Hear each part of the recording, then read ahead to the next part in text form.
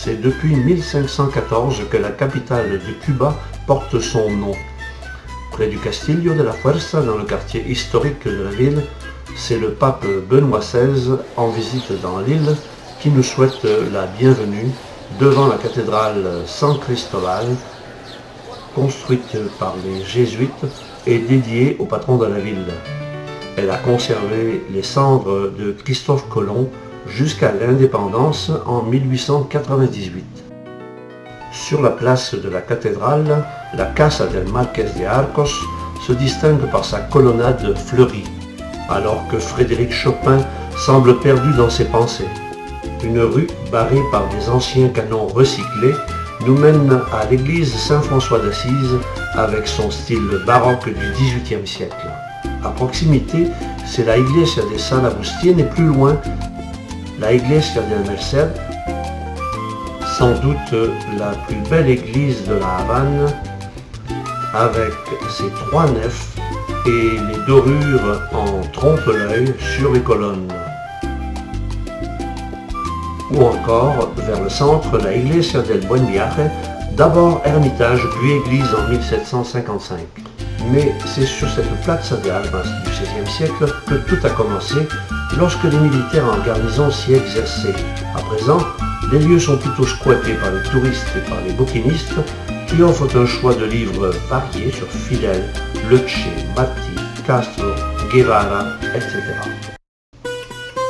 Dans une magnifique maison coloniale toute proche, on trouve le petit musée des comités de défense de la Révolution. Encore un musée de poche dédié à la Révolution et à la solidarité des CDR, sans oublier le leader Máximo, dont les mots d'ordre sont largement diffusés, ici comme ailleurs, à Cuba.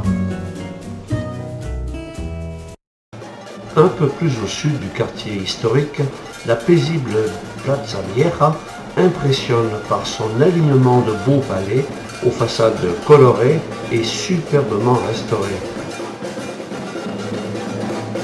Des artistes de rue, échassiers et musiciens animent ces lieux que l'on pourrait dire très touristisés. À 2 coins de rue, Simon Bolivar nous accueille dans la verdure d'une petite place avec, en toile de fond, une magnifique céramique moderne. Et près du terminal maritime de la Sierra Maestra, un photographe utilise l'ancien wagon présidentiel des années 1900 pour des photos de mode. La très belle maison coloniale devenue musée Bolivar a été offerte par le Venezuela au peuple cubain. On y retrouve des étages en galerie et un superbe patio rempli de verdure. Et ces têtes de diables sculptées font grand effet. L'hôtel Raquel est un témoignage de la période coloniale espagnole, comme l'ensemble du quartier historique et de la vieille ville, classé au patrimoine mondial de l'UNESCO. C'est depuis les années 90 que d'anciens palais ont été complètement réhabilités et transformés en hôtels, restaurants ou musées. Les profits ainsi réalisés sont réinvestis dans la rénovation et la restauration d'autres sites de la ville. C'est ainsi le cas de l'hôtel mythique Ambos Mundos, où Hemingway a séjourné et écrit certains de ses livres à succès. L'hôtel donne sur la fameuse Calle Obispo, l'une des rues les plus pittoresques de la vieille ville. C'est la vitrine castriste de la Havane pour les visiteurs. La seule à être entièrement rénovée, avec un choix de boutiques de luxe unique à Cuba. On y trouve autant de l'électroménager que des cafés, des bureaux de change et même, comme le montre la file d'attente, le seul centre téléphonique de la vieille ville. Dans cet endroit improbable, une école primaire, dont les locaux et les classes donnent directement sur le trottoir, avec des élèves exemplaires, vraiment concentrés et qui semblent peu perturbés par le brouhaha qui les entoure.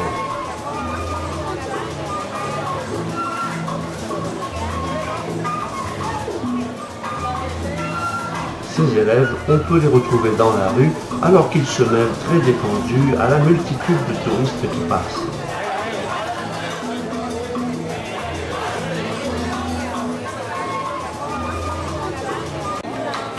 Aux alentours, ce sont des groupes de musiciens qui occupent les rues et les restaurants, créant une ambiance festive, celle de la rumba et surtout du son, l'ancêtre campagnard de la salsa urbaine.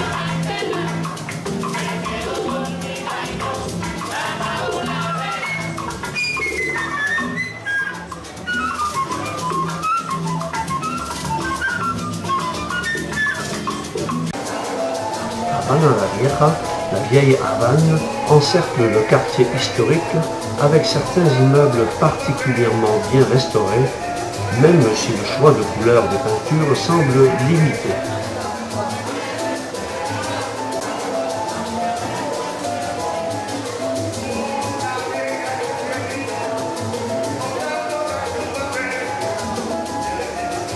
Mais la plupart des immeubles sont dans un état de décrépitude avancé par manque d'entretien, notamment depuis la prise du pouvoir castriste en 1959.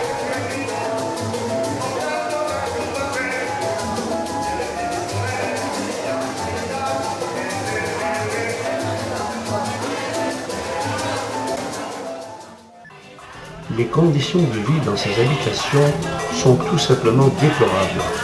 Des milliers de familles qui vivent dans des conditions sanitaires lamentables, dans des bâtiments qui menacent de céder et de s'écrouler lors des fortes intempéries. Cette Habana Vieja a été longtemps oubliée et délaissée jusqu'au programme de restauration mis en place il y a près de 20 ans, mais qui n'est pas près de se conclure.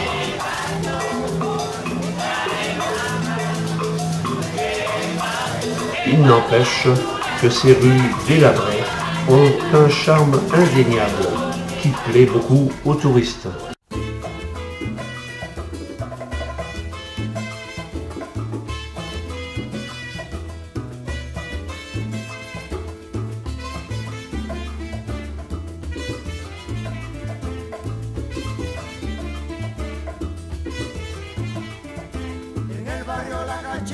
Se ha formado la corredera, en el barrio La Cachimba se ha formado la corredera, allá fueron los bomberos con sus campanas, sus sirenas, allí fueron... Au centre-ville, le Capitole, construit en 1929 à l'image de celui de Washington, est un des édifices les plus imposants de la capitale, comme le Grand Théâtre construit en 1915 en marbre et avec une multitude de balcons, de colonnes et de sculptures diverses.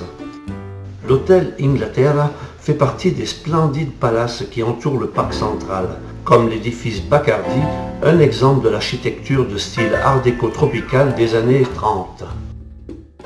Ces magnifiques édifices sont des réminiscences de la période dite américaine de 1898 à 1959. Comme les belles américaines, ces bagnoles mythiques des années 50, considérées ici comme patrimoine national. Très nombreuses, elles sont bricolées sans arrêt pour les faire durer comme voitures utilitaires ou comme taxis. Certaines sont d'authentiques voitures de collection, mais interdites d'exportation.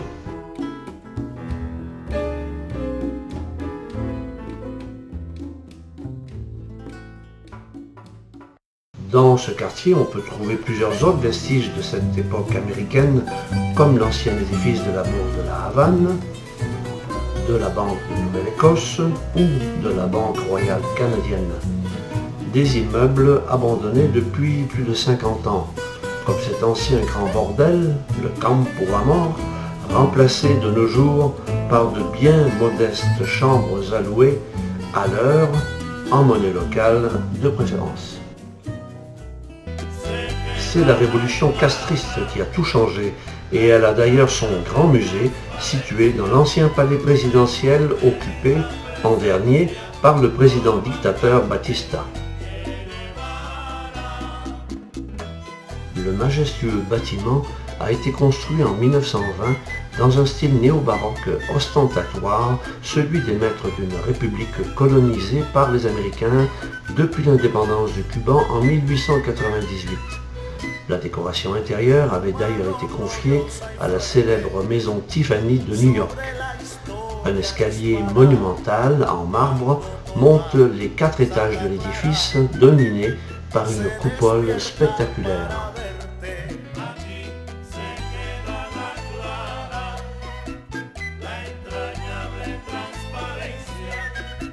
La très petite chapelle de l'ancien palais a été préservée.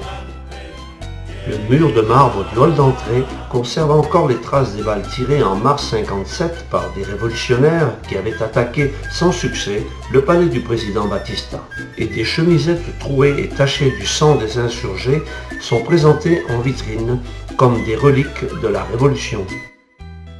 Des bustes de héros des guerres d'indépendance alternent avec des photos de la Révolution, surtout de Castro, comme ici en 1957, arrêté après l'échec sanglant de son attaque contre une caserne à Santiago avec son jeune frère Raúl.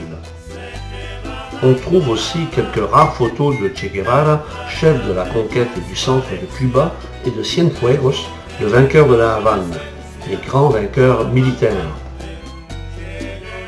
Et bien sûr, celle du grand vainqueur politique. À noter, un clin d'œil ironique aux gringos dans le coin des crétins qui regroupe les anciens présidents Reagan et Bush, père et fils. Sans oublier un petit hommage à Cienfuegos et à Guevara, figés ici pour l'éternité. Toujours dans le centre-ville, la fontaine de l'Indienne borde la promenade du Prado, sans doute la plus belle avenue de la Havane, qui aboutit au parc central.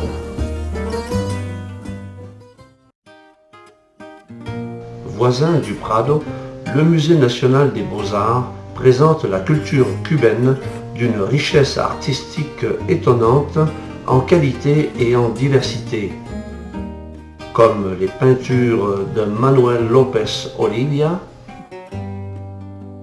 des installations et des assemblages improbables, ou des réalisations d'Ángel Acosta León, ou encore des sculptures d'inspiration néoclassique plus traditionnelle. À quelques rues du musée, c'est d'autres formes d'art qu'on retrouve dans le Callejón de Amel. C'est l'œuvre du grand muraliste cubain Escalona, un artiste autodidacte qui projette sur les façades lépreuses d'un pâté d'immeubles des couleurs tropicales et des messages universels. De nombreux éléments baroques et dada viennent égayer la ruelle à partir d'objets de récupération comme des baignoires en guise de navires ou de bancs publics.